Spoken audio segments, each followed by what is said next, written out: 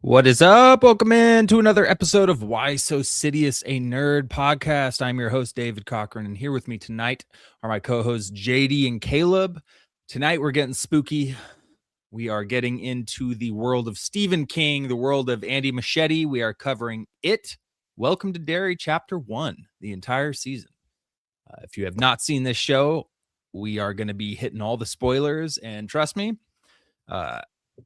I didn't think I would care about spoilers for the show before I started it, but there's a lot of big spoilers that come out in the show. So I totally recommend you going to watch the show first. It's definitely worth it before you see all these spoilers, because there's a lot of stuff that builds on the whole It lore here, Pennywise lore. It's pretty crazy. So we're going to get into that tonight. As always, you can follow us on our socials, Instagram, X, and TikTok, Why So Sidious Pod. We are more active on the Instagram side of things these days, and we're just cruising, trying to get up to 2,000 on YouTube. So, if you want to help out, be a good person, head on over there and hit that follow button. We've got recent episodes out. As you know, we've got a Avengers Doomsday trailer coming up soon. A bunch of rumors about a bunch of parts. It's going to be on the Avatar movie trailers. It's going to be released on YouTube. Who knows when, but there's a lot of rumors behind it. So, of course, we have our Weekend Geeks where we discuss these things. But we also have our Road to Secret Wars, which is a part of that. We continued it most recently, our Road to Secret Wars Volume 5 Avengers for Jonathan Hickman.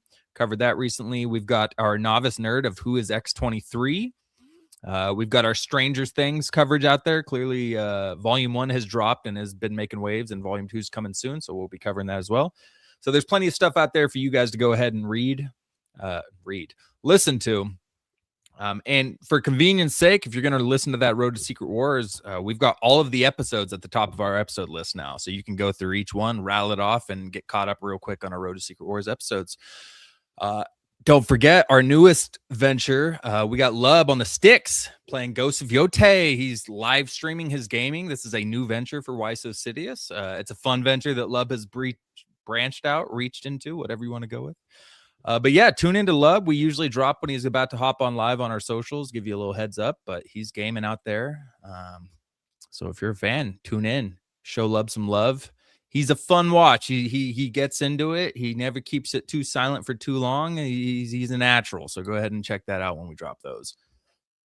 But let's get into the episode. I've talked too long. So we're getting into Welcome to Derry. I was telling you guys right before this, I never once expected to be this excited to record something about Pennywise and It. I didn't watch the movies until this year, both of them.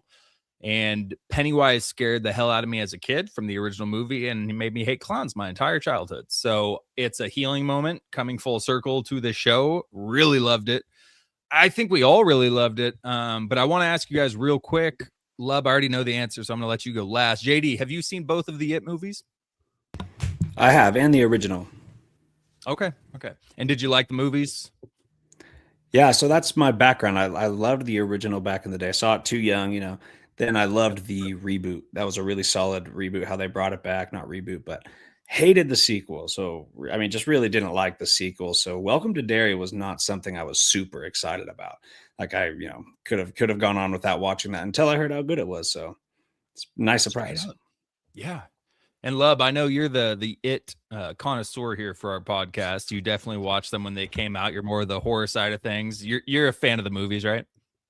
Oh yeah, I agree with JD. I didn't hate the sequel. I still think it's a solid sequel, but is not as near as good as the first. The first is like a perfect movie almost. Second one's a little bit lower. But yeah, I did not my expectations for this show, even being a big Stephen King fan, was like, okay, like it'll be good. Like I'm kind of wondering why they did it in the first place. Like, why are we doing a Pennywise show? But holy crap. It blew my expectations out of the water.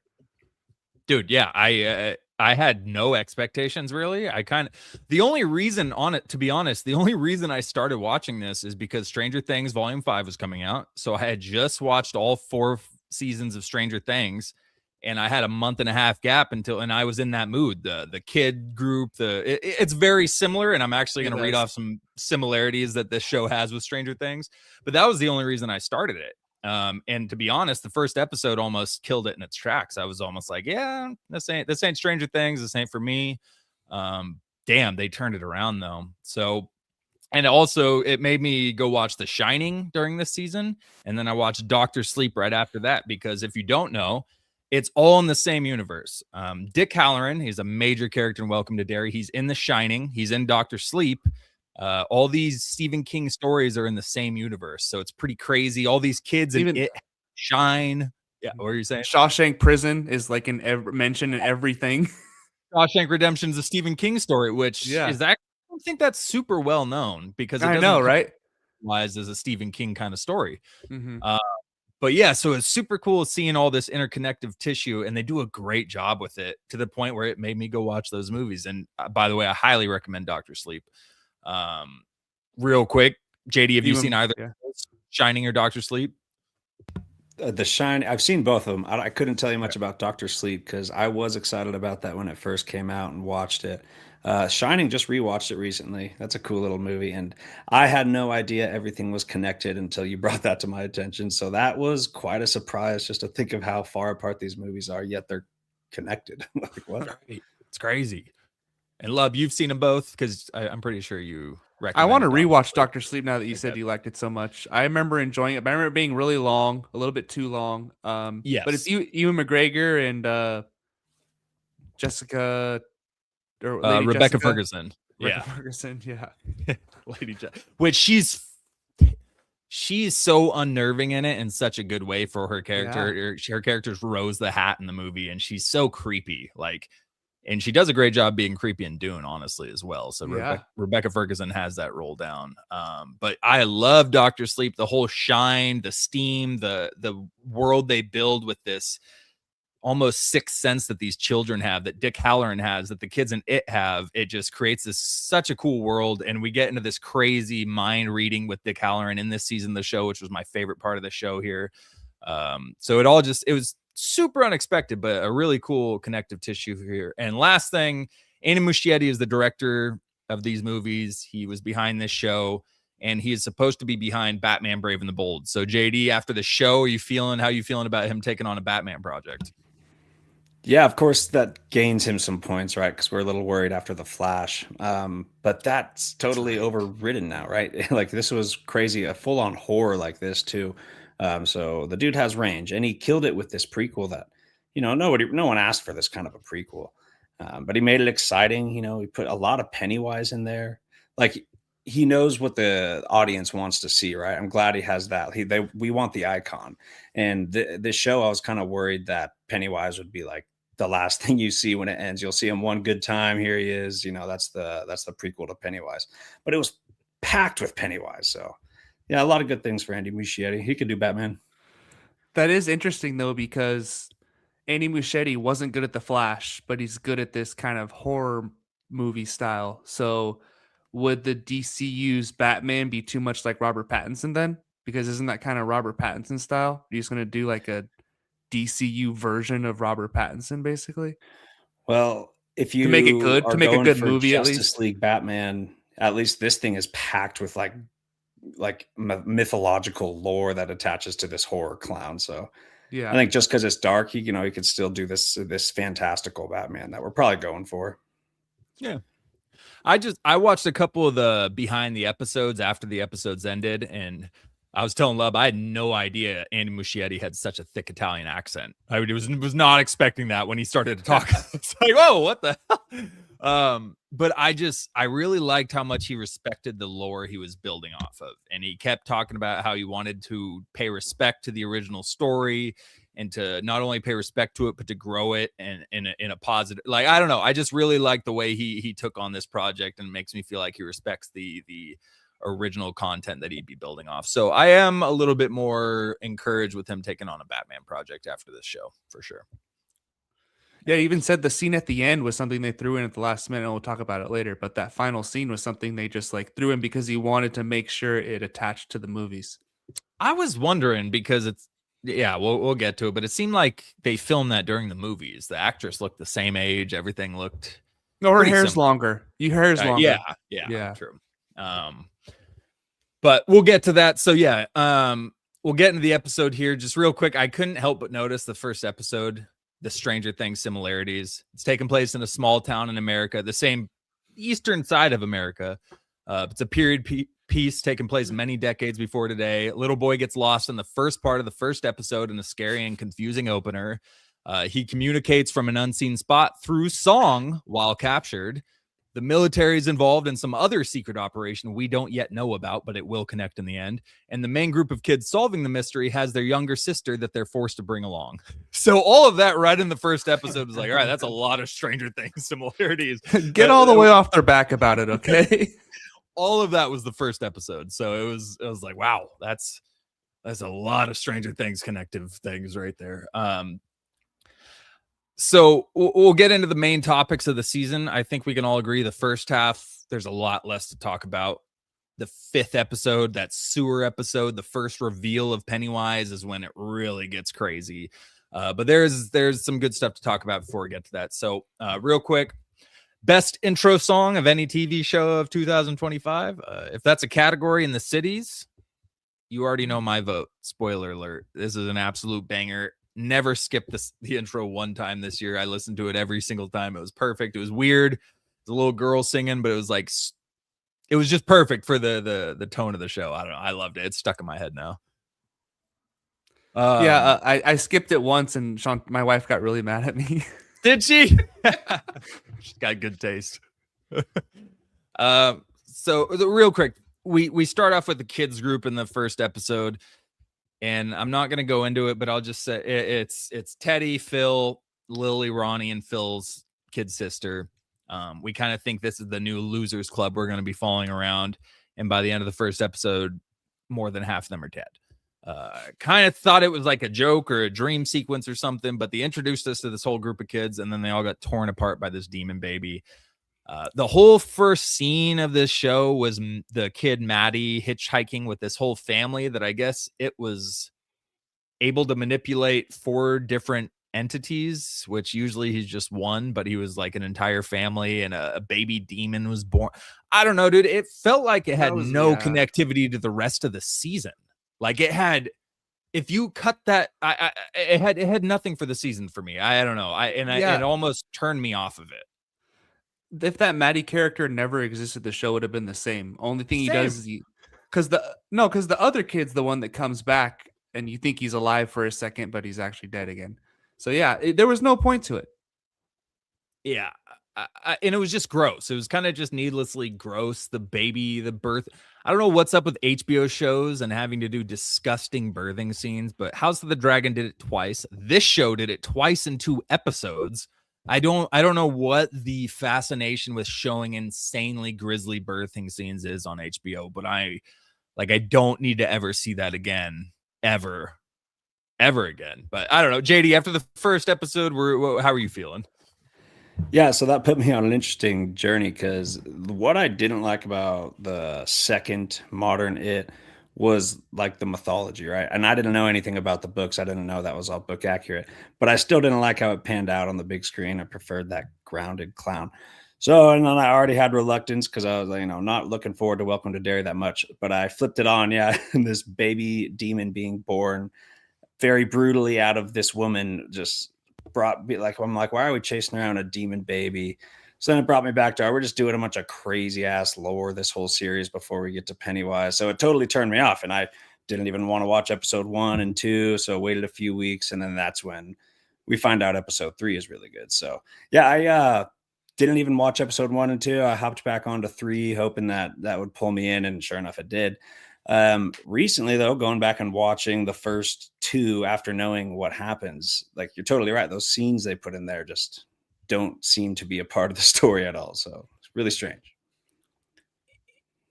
Yeah, Lub, did you feel similar about the start of this season?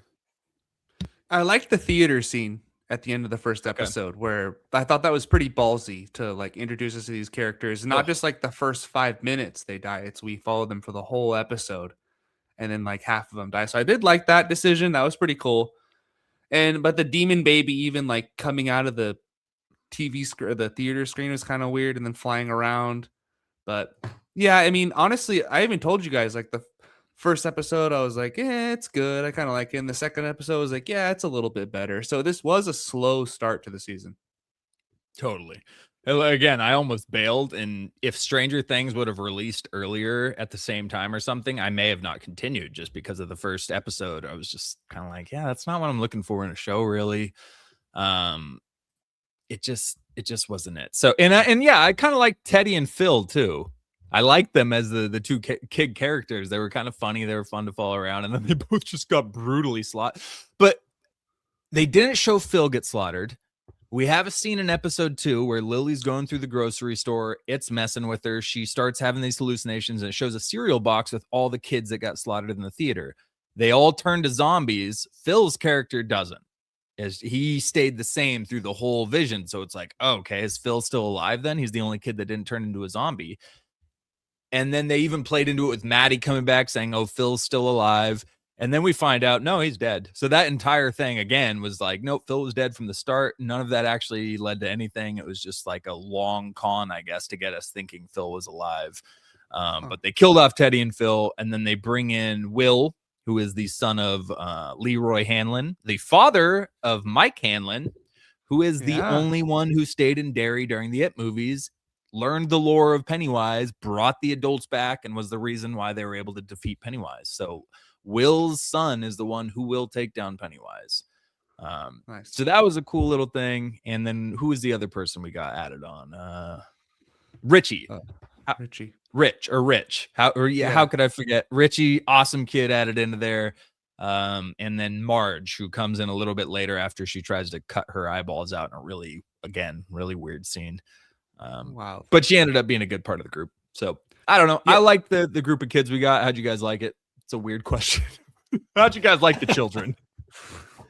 Not on par with Stranger Things, right? Like, they were not my favorite part of the story throughout this series, especially right after watching Stranger Things, rewatching Stranger Things. Like, that story was some of the best of Stranger Things, but the kids didn't really get the story going that much for me. And then you got another one of these disgusting scenes that was kind of hard to watch when Macy or whoever it is saws Ronnie. her eyeballs off. Oh, Marge.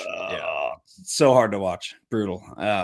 Yeah, the kids were just all right in this one. It was the military stuff and all the stuff that was going on. And the lore, like I didn't like the lore before. This show made me actually really appreciate all the lore behind all this. Which is, I mean, that's a sign of success for Andy Muschietti right there as far as storytelling goes. Yeah. No, the military is the main reason I stayed around till episode 5. By the end of it, though, I loved the story with Richie and Marge. They did get better. Yeah, that was Will was okay. Lily and Ronnie were fine, I guess, throughout. But yeah, I didn't care about them much. The military stuck me in this show for sure. Yeah, the kids were kind of annoying. Yeah. I didn't really like Ronnie and Lily. They're kind of dynamic back and forth.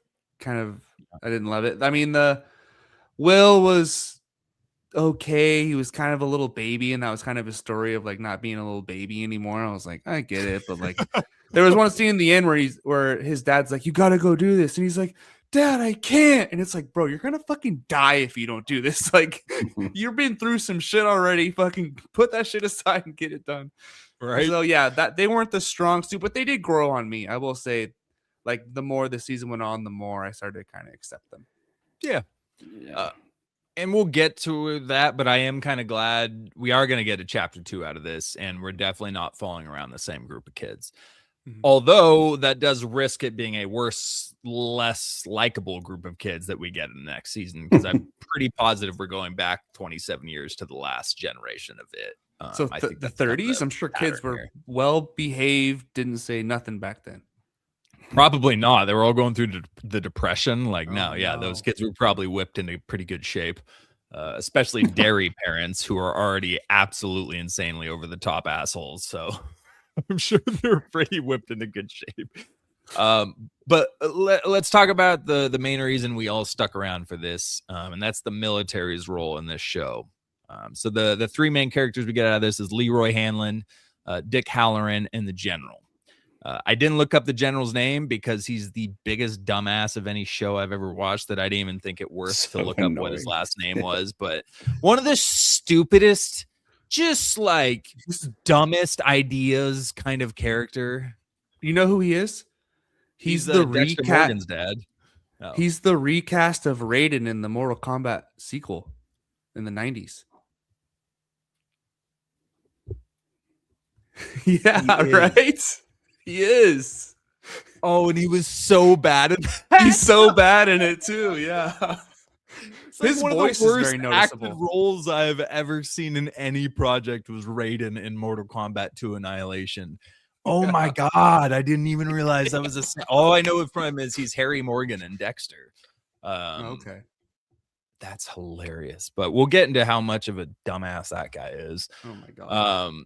But Leroy's big thing was he's a pilot in the Air Force and he apparently doesn't have fear, which is a big thing, obviously, with Pennywise, who feeds off of fear. So that's his big thing. He doesn't have fear. I liked his intro. I liked his little, I think his partner's name was Paulie. He has a rough end. It might have not been Paulie. But then we get Dick Halloran, who is the best character in the show for me. He made this season. Dick Halloran is the attendant at the Overlook Hotel in The Shining. He is the one who starts speaking to Danny Torrance, realizing that Danny has the Shining. He's the one who also has the Shining. He's in Doctor Sleep. He's got a pretty big role in there. Spoiler alert, he takes an axe to the chest in The Shining and has a very unceremonious death. But that's not what happens in the book. Stanley Kubrick just decided, I'm going to kill this guy. So that's kind of why Stephen King wrote him into Doctor Sleep and gave him a bigger role. But this has turned into like one of the coolest characters. So he's got a very deep connection to The Shining, and he's being used to kind of psychically find these pillars that the military is searching for.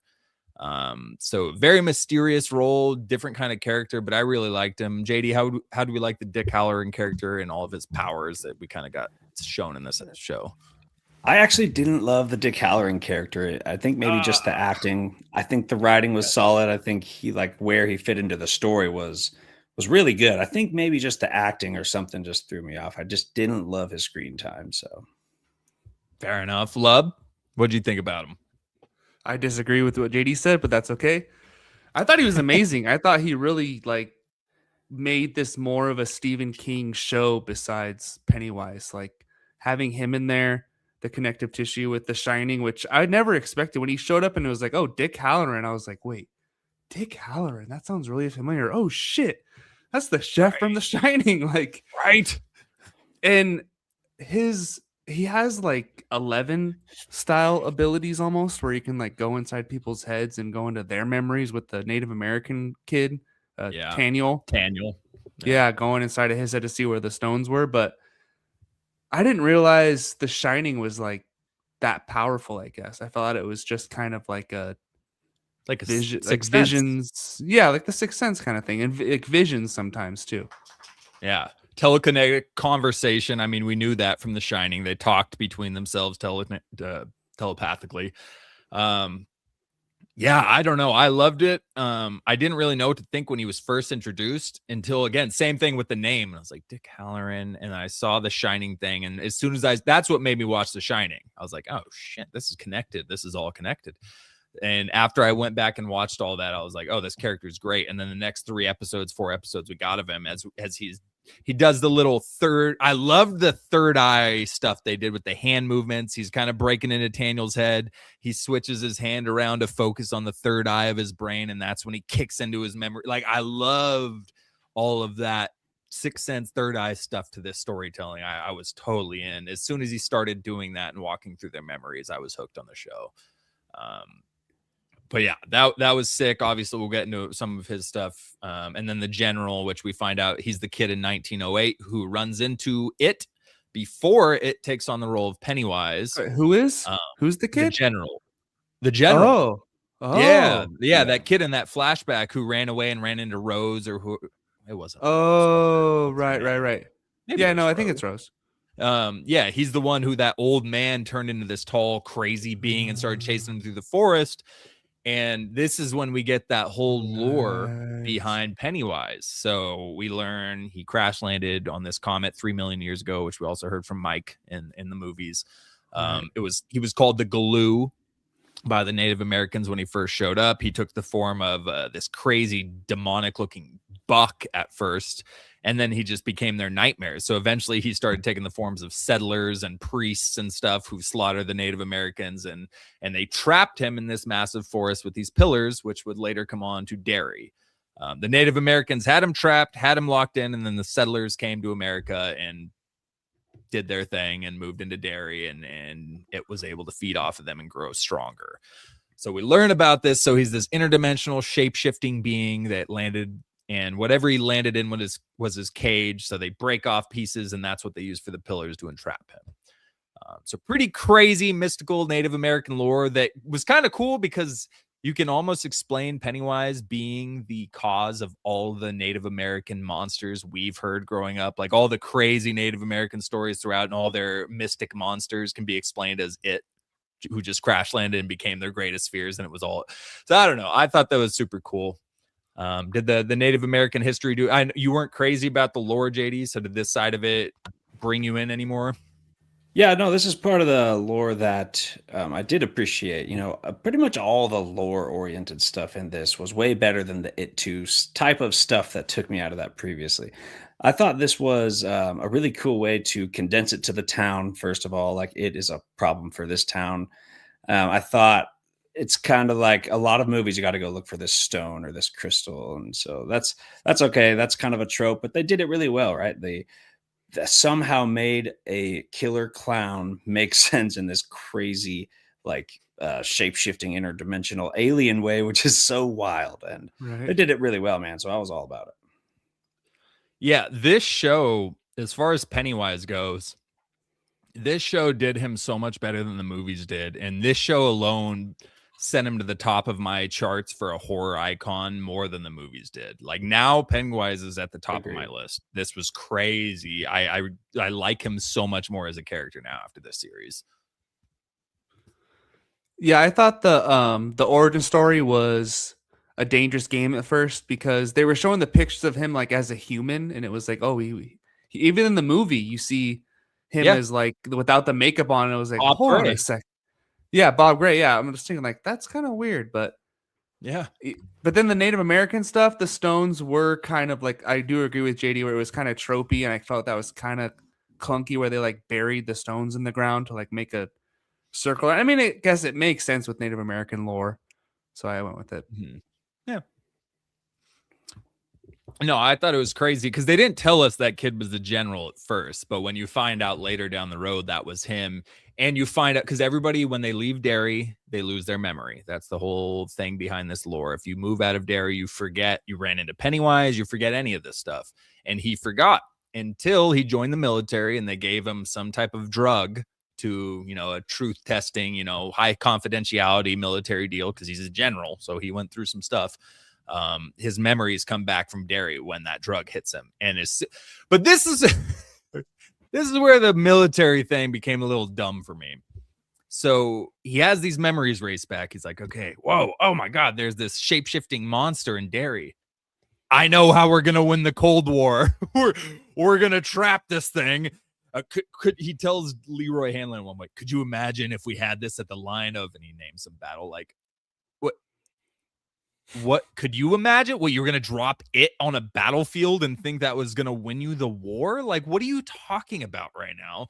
And then we end up finding out the military's real plan is to let him loose on America because America is so divided that the fear will bring everybody together. And this has got to be some of the stupidest BS I've ever heard as far as a plan goes. So this kind of took me out of it. I hated this whole military plan. Did you guys have an issue with this? I don't know. Yeah, it was pretty dumb. Just so unrealistic. I mean, I get the military does have some pretty wild, crazy plans in the past, some brazen things they do, but in the present. But like, why would you think that would ever work? And then towards the end of the season where he's like, when he finally meets him face to face and he's like, you're good, you're free. You're free to go. You're free to go. Like, and it's like, what do you think's about to happen right now? Yeah, that one put the cherry on top. That was the stupidest thing. You're like, come on. Stupid thing after stupid thing. And it was annoying because I really liked him at first. Like he was just kind of your straightforward general, pretty Yeah. kind of steals his scenes for a while, but then it just got stupider and stupider. And you're just like, I can't really buy into this part of you, dude. You're just dumb. Dude, I totally agree. I liked him, and every time he let Hanlon in on a deeper level of the secret, I was like, okay, Yeah. cool. I like both of these. This is cool. And every time he'd give him more info, it got dumber and dumber. It was like, and then and we'll just talk about it because we're talking about the general. He meets his demise because it gets frozen later in the episode, and my man just walks directly up to him. And he's like, you're just a little boy's nightmare, aren't you? And he comes back to fruition, turns into the old nightmare from 1908, and immediately shits himself. And then you better you get away from me, or you're gonna learn the. And he just eats his head. It was just like, who walks up to an interdimensional shape-shifting killer clown that you plan to release on the country? Like, you really thought you were just gonna walk up and be like, you're good to go. We got your back, brother. It was just. That was unbearably stupid. So let's hop to the crazy part. We get the tunnels. We get Pennywise introduced in this whole thing. The tunnels, they're going after the pillars after Halloran reads the mind of Taniel, finds out where the pillars are, and they're going to release one so they can trap him. This was crazy. They all start heading in the tunnels that we saw in It Chapter 1 and 2. And I watched after the episode in this one, and they actually created all these tunnel systems for the set. Like, it was insanely detailed set pieces for these tunnel systems. So that was pretty cool. What do we think, JD? The first reveal of Pennywise in this episode, was it satisfying? I thought it was great. Yeah, I thought it was scary and tense, and they did a good job showing us Pennywise. And that was the episode where everything was just really, really picking up, and we're getting down there in the sewers. We got these shards, so it was exciting to see the clown early on. Didn't expect to see the clown early on, and he sticks around for so much of it after this. Right, he's in a lot of screen time after this episode. Because you didn't watch the first two, cheater. Oh yeah, that's why we had to wait 5 episodes to see Pennywise. You skipped a couple. That's what you're saying. Yeah, for sure. This isn't 3, huh? This is 4 or 5. Well, yeah. So this is where also he came across Lily, where that dagger was in the water, and he had to stop. Right? Yeah. Immediately threw him back. So that was interesting. A little something that the heroes can have, where they're not just going to die immediately. At least they got some kind of firepower. Yeah. And Love, what do you think about it? I was just waiting every week because it kept showing when the episode would end, it would be like next on, and it would show clips, and Pennywise was in the clip, and then you'd watch the next episode, and it was like, wait, hold on, Pennywise wasn't in this episode. So finally, I feel like they did a good job though of teasing it out, because you don't want too much Pennywise. You don't want your villain on screen all the time. I thought they did a good job though, even in like 7 and 8, where he was on screen for a lot of the time, but that's because the gate was opened and he kind of had more powers then, so they explained it well. Yeah. Yeah, they barely showed him, which I agree with you. But after episode 5, like JD said, he was like a main character in every episode. He had a lot of screen time, a lot of lines, and he was scarier to me. His shape shifting and everything, CGI wise, to me, looked better in this show than it did in the movies. I thought, dude, the transformation from Maddie swinging around the pole, singing the song, and then the back of his head opens into the teeth and he transforms. That looked incredible for a TV show. It looked better than a lot of the movie CGI. So I really thought they went all in on this episode here. And not only that, but we see the biggest connection to Dr. Sleep we ever got in this episode, and that was the box. So Dick Halloran, he's leading the group. He falls into the water. He ends up in a bathtub with his grandma and his grandpa. We hear about his grandpa and Dr. Sleep, and we hear about his grandma and Dr. Sleep too. He says, I used to communicate all the time with my grandma. She actually taught me this trick, how to keep the dead away by closing them in this mental box. And he tells Danny Torrance all about this mental box that he was able to keep these dead away in. So in this scene, his grandpa, which Dick sees halfway through the vision, he goes, you're not him. Who are you? And it's Pennywise acting as his grandpa in his memories, and he forces him to crack open that box. And from then on out, Dick Halloran is seeing dead people everywhere, and he starts crumbling. So it was crazy kind of see him lose this psychic mental battle with this intergalactic being from Pennywise. But I thought the whole scene with this grandpa crack the box open. You start. I thought it was great. It was super unnerving. I loved it. This is when it picked up for me with Dick Halloran. I thought they did a good job of making us feel like we were him, because when it was like a first person camera looking around at all the dead people coming at you. It made me feel like, oh my god, like if I like had that ability, I would like lose my mind in an instant. Dude, they did. I felt claustrophobic at points of the shooting of it. So that's when you like they shot it so well. I love the way Andy Muschietti directed these scenes. And then the craziest part of this episode is Pennywise approaching Leroy Hanlon, who does not have fear. He shows up as his wife, and Leroy has to overcome the mental trickery of this and shoot his wife in the head. And then it turns out to be Pennywise, and it swims backwards. And then he tells his partner, anything that doesn't belong here that seems somewhat out of place, you shoot it. And then his son comes running around the corner 2 minutes later. And I'm thinking, like, that's great writing, because that I was so stressed as it's slow motion. His son's running, even though he's not going to die because Mike Hanlon comes into the place. I didn't think of that. I wasn't thinking of that in the moment, though. I kind of wasn't, but I in the back of my head, I think there's no way he actually kills him. But it's still, my heart was racing. His partner steps in front of it, which you probably could have just pushed the gun away instead of stepping in front with your chest. That's just me, heat of the moment. I'm not going to judge you, but he shoots his partner, kills him, and then finds out that it's not an apparition. It's his actual son. So that whole part was insane. This was I don't know. There were some really good episodes after this. This was my favorite episode at this point. JD, was this your favorite episode of the season, or did one surpass it? Oh, the 7's got to surpass it. So the penultimate. Yeah. It was really refreshing, though, Leroy figuring it out, telling him, shoot anything you see that doesn't belong here. Leroy was always on top of it throughout the season, right? Always had it figured out, or always at least was going in the right direction, even if things were getting chaotic. So I agree. You said it earlier, favorite character besides the Pennywise, for sure. Leroy was solid throughout.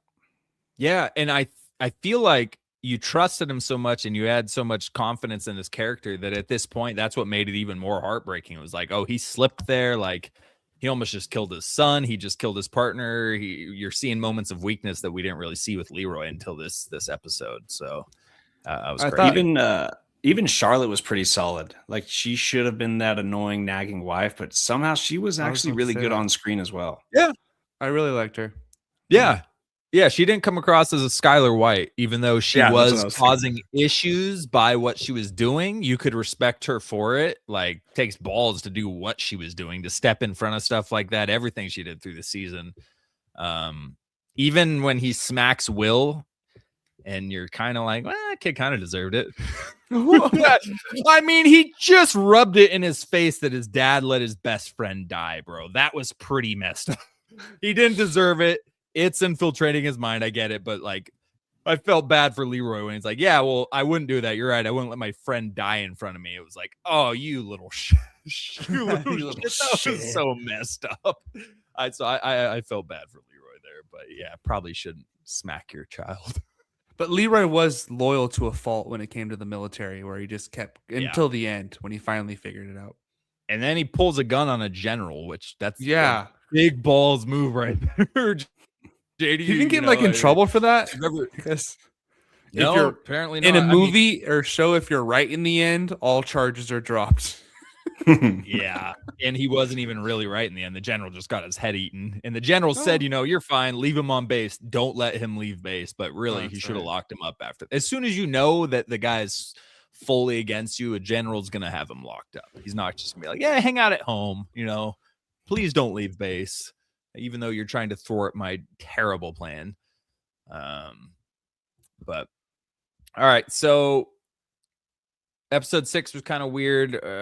We'll skip to episode 7 really, but episode 6 is just falling around Ingrid Kirsch, and it shows a flashback of her seeing Pennywise. It switches to black and white, this flashback episode, and it's Ingrid Kirsch as a nurse assistant in Juniper Hill, I think, and she sees Pennywise and she thinks it's her father because, of course, he's wearing the same clothes. So even though he just ate a child in front of you, it's probably still your dad that's been missing for 20 years. But yeah, so that was it was a weird episode. I think we all kind of were on the same page with it. Like, that was kind of odd. I don't know why we focused so much on Ingrid Kirsch and her background there. Love, did you care much for this episode? Was this the Bob Gray stuff or no? Was that No, we got most of the Bob Gray stuff in I thought we got the most of that in episode 7, but Oh, okay. This is more just Ingrid. yeah, this was more just Ingrid, and then yeah, Honestly, I don't remember the episode that much, so exactly. It was kind of a slow point. Yeah. I was gonna say, I forgot about that character. She was awful. I did not like the route they went with her. Didn't matter in the end anyway, and it was just like weird. Didn't really care flashing back with her and her obsession with Pennywise. Yeah, it felt forced in this episode. They did a good job at explaining Pennywise and Bob Gray in the next episode, but this one, because we saw Ingrid Kirsch in It Chapter 2, that's where we saw the photo of Bob Gray or a human Pennywise, and then she turns into a giant naked lady and chases adult Bev out of the apartment. Very weird scene in It Chapter 2, but obviously that was Pennywise acting as Ingrid Kirsch. But this is actual Ingrid Kirsch that we get in this show. And even at the end of the finale, we see Ingrid Kirsch, the actual one, walking up to a young Bev after Bev's mom kills herself. Pretty weird. But yeah, so episode 6, I don't think there was a lot. There was stuff between Margie and Rich. They go to the black hole. Rich is playing the drums. The romance between Margie and Rich really kicks off in episode 6, all that stuff. So there wasn't. Just set it up for the next episode. Exactly. So we episode 6 was a massive setup for episode 7. So let's just get to episode 7. So it's called The Black Spot. This is one of the major massacres that Pennywise feeds off of before he goes to sleep during his cycles. Ingrid Kirsch sets it all up. She's the one sleeping. She's the one sleeping with Hank Grogan, who at the start of all this, the kids get slaughtered in the movie theater. The police blame Hank Grogan, the black movie theater owner, for kidnapping and murdering the kids. He's going to Shawshank. He can't give his alibi because he was having sex with Ingrid Kirsch, a white married woman, which is obviously pretty taboo at that point. If you were to admit to that, that's almost worse than killing kids for people during that time and day. So he's stuck in between a rock and a hard place. And we get to the point where he's being hidden out in episode 7, and Ingrid Kirsch literally leads the white supremacists to this place where Hank Grogan is hiding, and Pennywise, so Pennywise can have a big feast, because at the end of the day, Ingrid Kirsch is doing all this because she thinks that's her daddy in this intergalactic clown who is just eating children. Because I'm just going to chalk it up to its mind warping abilities. I don't know, bro. That's insane. Sorry, Devesto. I don't know what petition you're trying to have us sign, but I ain't feeling it. No, she must have like a false sense of reality where she like wants it to be her dad so bad, but she knows in the back of her mind that it's not. Yeah, she's obviously just lost her mind. That's headcanon. Yeah. But so we get into episode 7, and right before the black spot kicks off, the white supremacists have showed up to the club. They're ready to shoot up some black folk at the black spot. Things are about to pop off at the end of episode 6. We roll into episode 7, and I want to talk about this because this is where we learn how Pennywise became Pennywise, why this entity decided to take on this persona of a clown. And it's because we're at this carnival. We see Bob Gray and Ingrid Kirsch, or Ingrid Gray at this point. Bob Gray is Pennywise the dancing clown. He's just a normal human who got kicked out of the carnival at some point, and he's hoping to one day make it back. His wife passed away recently. She was a clown sidekick of his in this carnival. And he's a good dad. He's teaching his daughter the tricks of the trade. He's really proud of her. She's wanting to be a clown too and to be in his show and do her mom proud. I don't know. It was a nice little story between Bob Gray and his daughter there. So we learned that Bob Gray wasn't a bad dude. He was a good guy. And then we see this creepy little jackass come out of the woods, a little kid, and goes, "Hello there. Will you help me find my family?" "No. Can't you see I'm busy?" He's just drinking and smoking his cigarette. He goes, "You seem to have a way with the children." and Bill Skarsgård killed it as Bob Gray in this. This whole thing. He goes, "What an odd thing for a young man to say." You hear screams. He goes, "What the hell was that?" He goes, "My family or my parents." And Bob Gray, being the drunk, carny but kind-hearted carny at soul, he goes to help this creepy little child, and we learn it's Pennywise. So Pennywise took on the role of the clown because he saw all the kids getting hyped with Bob Gray and how they ran to him, they flocked to him, and he was like, "All right, this is how I bring kids in. I will be Pennywise the dancing clown, and that will be my story." So I thought it was pretty cool. I don't know if everybody thought we needed an origin story to it, but I liked it. Love, how'd you like it? Like I said, I thought it was dangerous at first telling the story. I do like it kind of being more ominous, where he's just kind of this shape-shifting entity that can feeds off of fear, basically. But the way they did it was pretty cool. Like, this thing sees, I mean, I guess he might want to update it from a clown once he came to like the 60s or 70s, when clowns started getting scary. Maybe switch to, I don't know, something a little more topical. Mickey Mouse. Yeah, Mickey Mouse or something. Yeah, I think that wasn't perfect, but I don't think Mickey Mouse would have liked the Burger King guy. That dude's freaky. No, that has a different the connotation. Guy the plane or the mascot? But no, I thought they did a really good job of showing the origin story. And yeah, Bill Skarsgård did a great job this season, but also playing Bob Gray. Like, I feel like he needs to get bigger roles.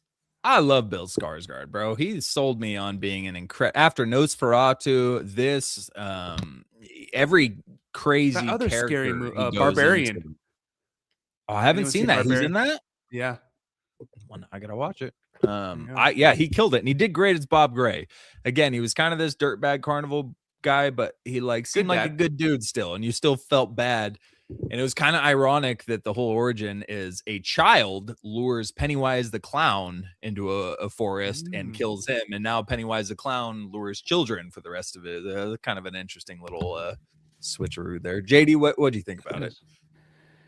Yeah, I'm fine with them doing an origin for the clown. It always just depends if it's done well, right? So it turned out to be a good series, so I'm okay with it.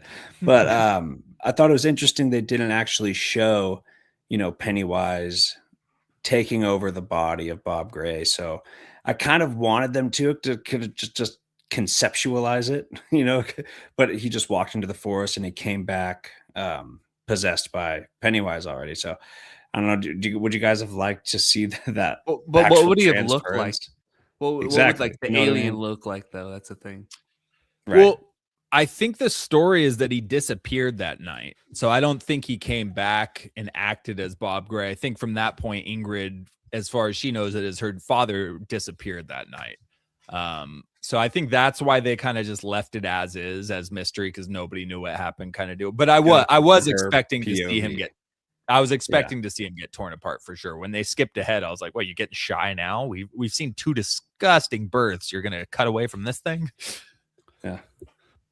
But isn't it that other scene where he comes back to the carnival and starts being crazy with weird. Everyone? No, I think that's when Dick Halloran gets in his head, and then he wakes up as Bob Gray. And they wake him up. They're like, "Bob, you were asleep, drunk in the corner," but it's really Dick Halloran in his head making him think this stuff. So I don't think that was an actual memory.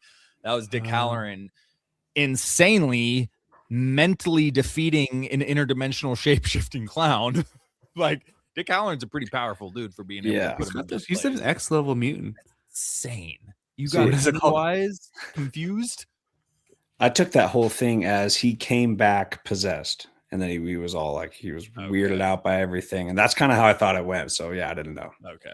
Well, yeah. And I'm not 100% positive. I just know there were a few lines from Ingrid saying my father, when he disappeared, she mentioned multiple times that he just disappeared randomly and she didn't know where he went. And so when she saw Pennywise in that black and white, she thought it was him for the first time she'd seen him since she was a child and had that whole, but I didn't think, what? I also thought she was okay. I thought she knew her dad was possessed and she was just cool with it, in a weird way. I think that's what she thought. I think she thought he was possessed, but if she continued to feed him, eventually he would be freed from it. Because she made a line to Lily "You did it. You freed him. I've been trying to get him, blah, blah. You saw the clown. I've been waiting for him."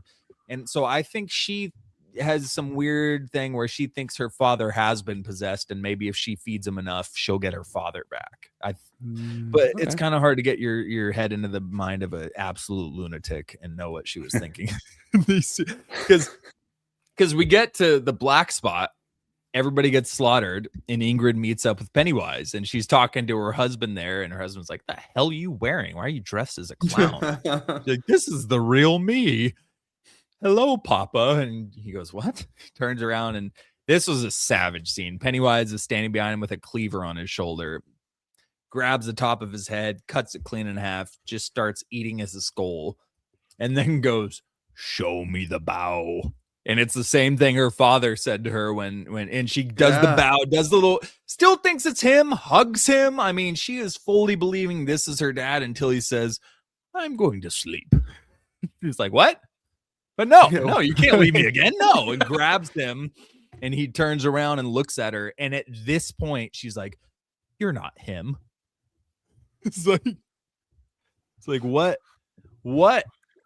Why was this the moment you realized that this murderous clown was not your father that's been missing for 50 years? Like, her dad liked to chew on a head every now and then. Yeah. The face cutting in half and biting into his half skull wasn't the giveaway. It was when he turned around and looked at you kind of mean. That was when you're like, "Hold on a sec, my dad never gave me that look, you son of a bitch." Like, I don't know, that was, she's kind of dumb. A little bit. So what did we think about? So obviously Pennywise shows up at the black spot. The white supremacists shoot up everybody in there. They light up the building. They lock them in. They burn it down.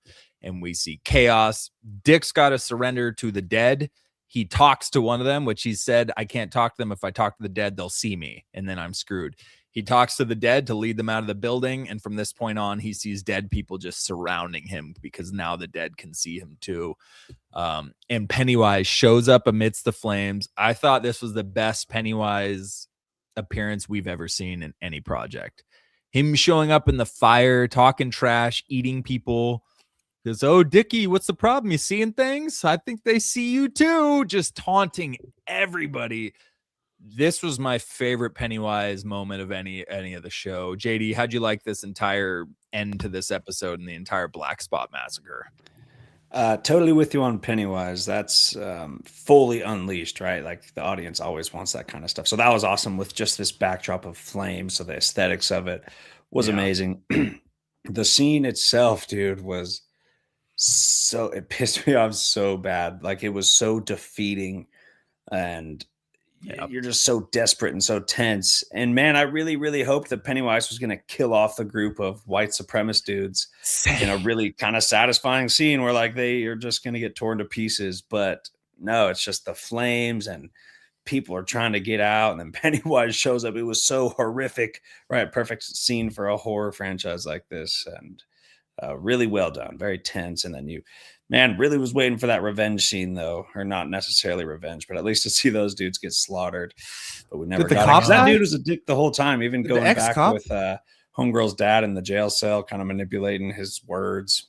He's a scumbag. Holding out on the lawyers. Like, there was all kinds of stuff they were doing to him, too. So that guy was really deserving of a nice meeting with Pennywise, but we never got it. He got away, and he never showed up this season, so we'll never get to see him. Yeah, he just drove. The only one we saw. Yeah, the only time we saw anybody get their due was Ingrid's husband, who stayed behind because he turned around and saw his wife in a clown costume while he was murdering a bunch of black people. It's like, what are you doing here in a clown costume? Yeah, that I was bummed about that. I thought Pennywise was going to carve him up. That was a tough scene. But yeah, this scene for me, Pennywise scared me more in this sequence than he ever has in any of the movies. This was terrifying. Love, how'd you like it? Yeah, I agree with JD. It was super depressing to watch. Like, they were having such a good time, partying, drinking, smoking, playing games. Like, it was like, okay, like, obviously something really bad's about to happen. And even when they show up, they point the guns at each other and they're like, "You don't want to do this right now." And they walk away. It's kind of a breathe. Like, you take a breath, everything's going to be okay. And then just complete chaos. Everyone, like, I'm surprised there was no way out.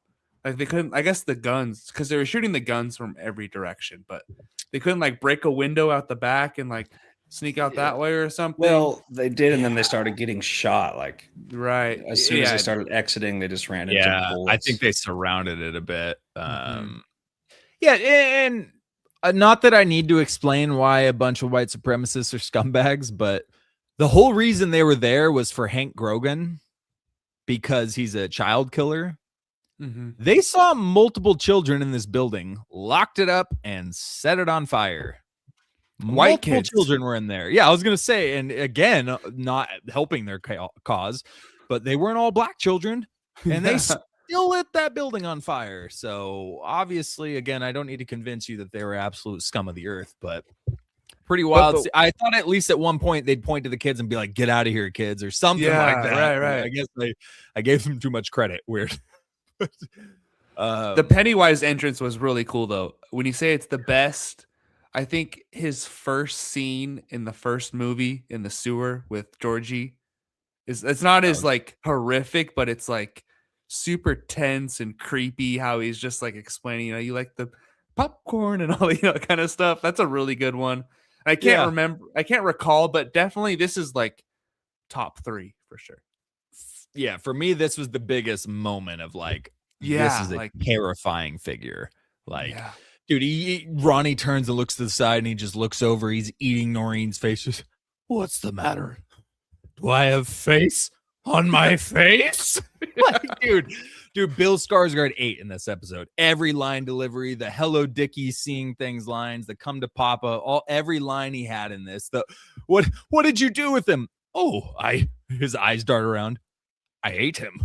Like, I don't know, dude. It was iconic in this episode. So again, when I said Pennywise launched to the top of my charts after this episode, I'm not kidding. We'll have to do a top 5 villains next Halloween. Yeah, it changed. I'm not kidding. It changed. Yeah. Pennywise is up there. Especially we've seen in this, he's like 6'7". This fool is He's tall. big. He was holding the principal in episode 8, and oh god damn it, love. He's like 6'8". He's definitely not the other. Jesus Christ, we just lost 2 of our 4 viewers. No, he's monstrous. He's very tall. So he's just a terrifying figure there. And then this episode ends with the pillars being burned by the military morons. And then we pan to the creepiest shot of Pennywise bathing in a bath of limbs and skull and bones and arms, and it's just pure blood. And as we're panning down to him, we're hearing children's screams and laughter in the score. Like, it was a very unsettling sound design and the image of him in the blood. And then his eyes open because he realizes, oh, somebody opened my gate. And then the next scene, we see Will answering the phone from Ronnie, and it's actually Pennywise. That was creepy. I hate to criticize Will because I think he did a really good job for the majority of the season. I think they should have reshot this scene. When he's on the phone, he's yelling, and he turns around and he says, "I'm done being scared." It sounded super fake. Not the best take. It was a bad take. I felt like the rest of his lines were fine. That almost took me out of it. It sounded so goofily red. But he turns around. Pennywise is 90% blood soaked on top of the fridge. "I see you," jumps down and deadlights Mike real quick. That was terrifying.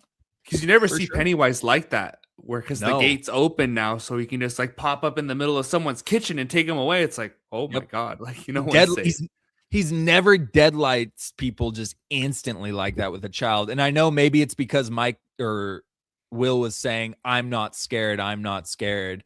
And we know that whenever Pennywise doesn't smell fear on people, he uses the deadlights. Bev says, "I'm not afraid of you." He goes, "You will be." And he deadlights her. Everybody who's ever said they're not afraid of her, Ingrid, she's not afraid of him. She was in love with him. He deadlighted her. So he deadlights Will.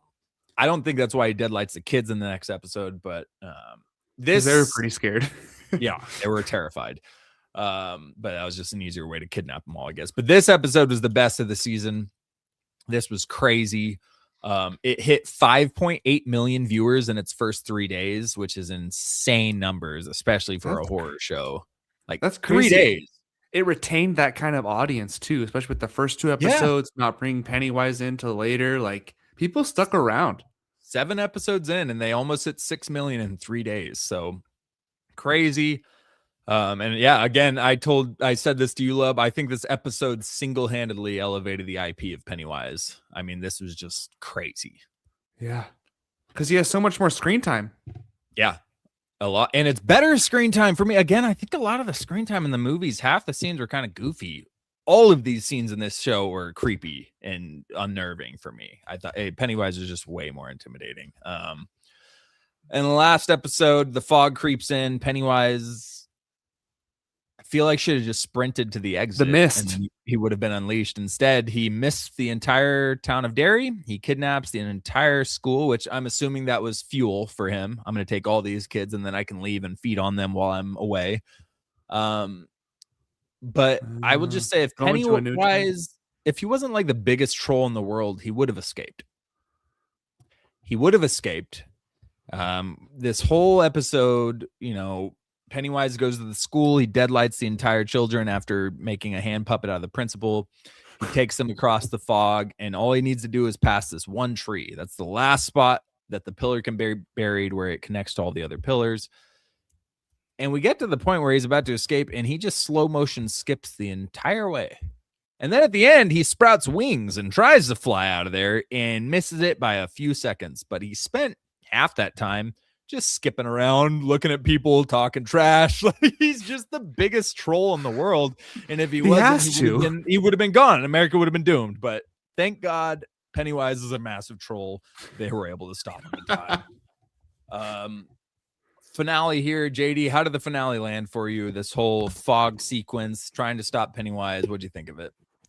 It worked for me. It was just, crazy. All these crazy things were happening. The general's acting like a dummy, and he's skipping around all slowly. I was thinking that the whole time. He's just slowly skipping to prevent his demise or his imprisonment for the next few decades, and he's just slowly doing it. So that was kind of annoying, but it was all tense and good, and everyone's stories kind of crossed paths. The military, the kid, and it. But it was just bizarre. You got these floating kids forming a line up to this carriage. The other kids coming to cause problems, like Pennywise, just slowly gets out. It's really bizarre, but you just kind of sat back and enjoyed it. It was quite a spectacle. Yeah. Lub, how'd you like the finale? I had some issues with some things, a little nitpicks here and there. Like, why were the parents just standing there as the kids were trying to put the dagger into the tree? Like, there were like three of them standing there with guns, and Pennywise was like chasing them, and they're just like standing there, and like one person eventually runs up to help them, but it's like, go up there and help them put the dagger in the tree. You're not doing anything. The military's been taken down. They showed one scene of them being shot at, and they stopped advancing, and then from there on out, they just never tried to advance again. Yeah. I don't know, but overall, I did enjoy it. The Pennywise skipping stuff, I guess, is just what he does. That's just I didn't even mind it. It's just funny to think of if he wasn't doing that. And the wings thing was kind of cool. I like that more than the spider. Definitely more. Yeah, that's a cooler transformation than a giant spider. Yeah, and I thought, dude, like the headshot, so it starts skipping towards the kids as they're trying to bury this last pillar, and Leroy headshots him a few times, and you see that. I love this design of it. It's been like this in the movies. Anytime he gets wounded, his blood floats, and I don't really know why that is. Other than you'll float everything too. Floats. Exactly. But he gets headshot, his blood floats, he drops to the ground, he sprouts a Jack-in-the-Box clown thing. I thought he was going to sprout the OG It face. I thought that would have been a super cool Easter egg to have one of his heads pop back up as Tim Curry's It, his Pennywise head. That would have been a cool little. That probably would have been pandering. But did we talk about Rich dying? Oh my God, no! We totally skipped over Rich dying in the fire. Yeah, you're right. Let's hit a quick pause. That was super sad, bro. I really like that kid. That was an emotional scene. He knew he was sacrificing himself for Marge, and I thought that was a really good scene. I don't know. What'd you guys think about it? Didn't like it. All right.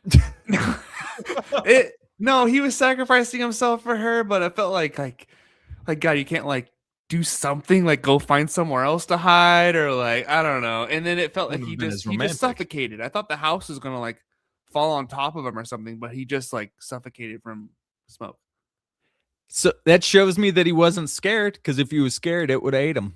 But he wasn't scared. He knew what he was doing. He sacrificed himself for Marge, and he died courageous. I don't know. JD, did you like that death scene? It was better than Eddie in Stranger Things. All right.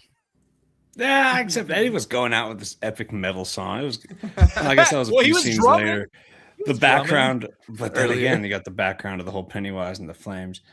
Yeah, it was fine. It was a good sacrifice scene, dude. I was super sad when you see this dude, his eyes are still open. It's like, yeah, he had probably a slow death. Like that was brutal. And the whole scene just kind of sucked for a while, except for Pennywise. You're just so mad. There's too much death going on here. They're having a good party. Everyone's hanging out. These kids are loving each other. And all of a sudden just didn't expect him to go out like that. Said, I love you, Marge. But we find out that Marge later on has a kid that she names after Rich, and that is Richie Tolzier that we see in the Losers Club, played by Finn Wolfhard and Barry. Good Lord, what's his name? Sorry. Come on. Say it again. Who plays Barry, the comedian? God. He's in it. It was Finn Wolfhard plays him as a young kid, and as an older self is oh my God, what is happening right that's now? the Saturday Night Live guy.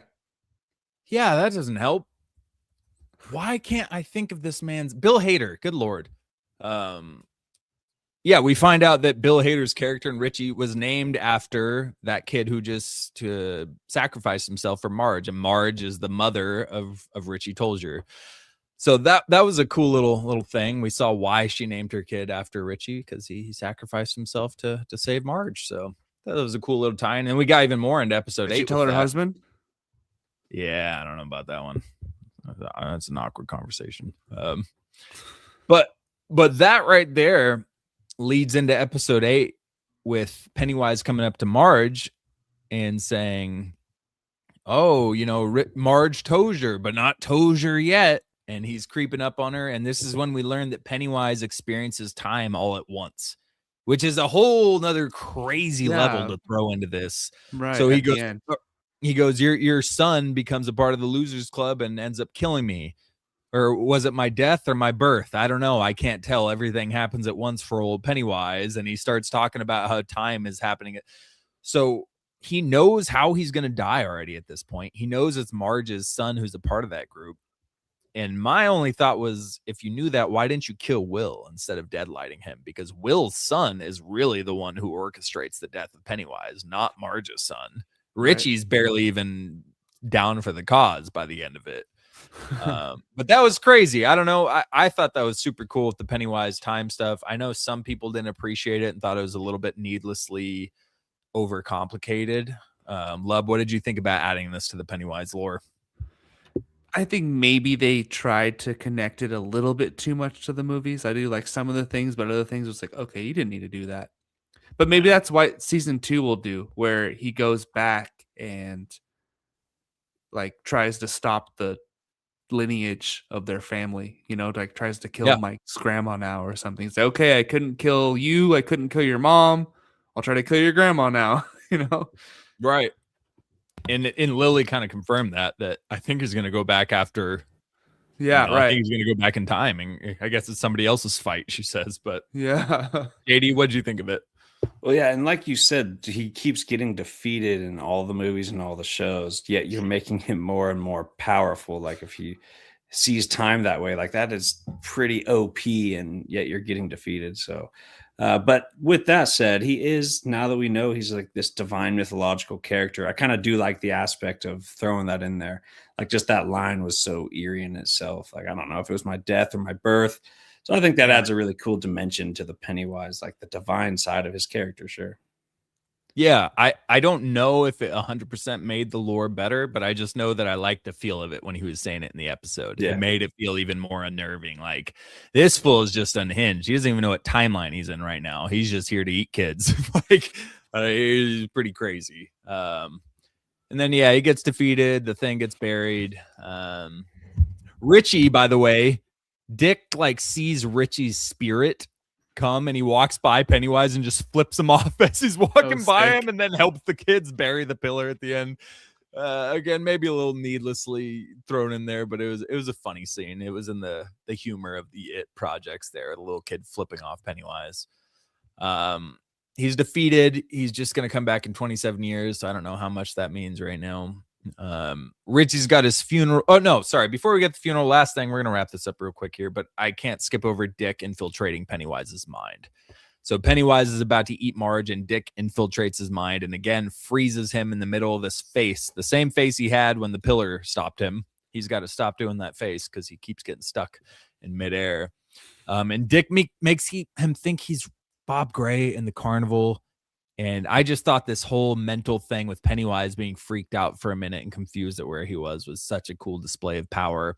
He ends up realizing it's Dick by seeing the black hand of the carnival guy and then takes his face off, and it's Dick Halloran and front kicks him out of the carriage.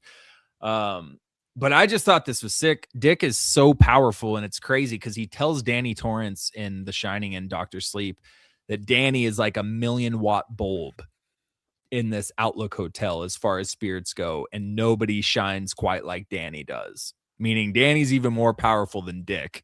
And Dick straight up had Pennywise mentally tripping in a psychic, like, I don't know. That whole part of the episode is my favorite part. I just thought it was super cool. He infiltrated Pennywise's mind and straight up had him tripping like that he thought he was just an actual clown in a carnival. Like, That's crazy. I didn't think he had those type of powers to go into a supernatural being, but there he was.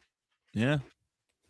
And then Dick drops the line that he's gonna slow things down. You know, his buddy offered him this job at a hotel to be a chef at the restaurant. Yeah, in the hotel. nothing will go wrong. He thinks he's just gonna go do that and chill out for a while. And obviously, this is a big nod to the Overlook Hotel, which is where we see him in The Shining.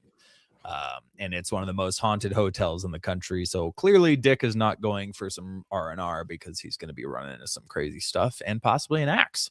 And he's probably there for 20 years. Yeah, a least. while. So he Because has if a this is in the good time 60s, Shinings is in the 80s. So yeah, he was Right. there for 20 plus, chilling. Yeah, I guess maybe he did live. There's no way. He had The Shining. He had to know that there was haunted stuff going on in the hotel during that time too. Oh, yeah, right 'Cause when he- he got there. Yeah, because he tells Danny the hotel was attracted to him because of the haunted spirits and how bright Danny was with The Shining. Anyways, I thought that's pretty much the main points to talk about this episode. Leroy and his wife stay in Derry to take over the responsibility of watching over the pillars and making sure Pennywise is contained. Ingrid Kirsch loses her mind in Juniper Hill, and then it flashes forward to her seeing Bev Marsh, seeing her mother who just hung herself. And Bev Marsh is one of the Losers Clubs in the It movies. I don't know that ending was necessary. Did it do anything for you, Lub? I know you mentioned something about it earlier. It was cool, I guess. Not necessary, but it was. I mean, they didn't need it. They didn't need to do it. Yeah. JD. Yeah. I think I kind of like that stuff, even if it is unnecessary. So I kind of liked it. You know, it's not a lot, and it just has that connective tissue there. Little Easter egg, get you kind of excited, like, oh, we're in the same world as the movies. So unnecessary, but I like that stuff. Yeah, straight up. And it was a cool ending. So we'll get into season. We've been going longer than I expected to here. Real quick, I think we all were pleasantly surprised with this show. As far as ratings go, I gave this an 8.1, and I have changed my rating system to be more harsh, but I genuinely enjoyed the lore that this show built. As far as success on building upon a big IP and movies in the past and a show that nobody really expected or wanted, I think they nailed it. So I gave it an 8.1. JD, what do you got for this? I was thinking low eights. And man, I think it's like the best It product I've seen. I think it's more impactful than the reboot It, which would be second favorite, but this left me with so much more like appreciation for the lore behind Pennywise, and just like Pennywise himself. I brought so much more out of this, more appreciation for that world. So the series did a really good job, and I think a better job than even any of the movies have done. So low eight's pretty big for a horror. For what? Yeah. Love horrors. Lub, what do you got? I'd say this is better than It Part 2, but it's not better than Part 1. It's right in the middle there, but still, that's pretty good. Okay. I'd probably have like 8.4. Put 8.4. I liked it. Okay. Wow. Hell yeah. All right. So 8s across the board. I don't think any of us expected that. So this was a success of a show, a delightful surprise. We're getting chapter 2. They even talked about doing chapter 3. And we're not going to get into that, but I believe chapter 2 is going back to the 1930s. We have years. The 27-year cycle. We'll see Marge's parents. We have the massacre, the gang massacre. I think it was the Bradley gang massacre or something. They mention it 4 or 5 times. It's this massive gang massacre in Derry that happened in the downtown area. Hell of people got shot up and killed, and it's another Pennywise event.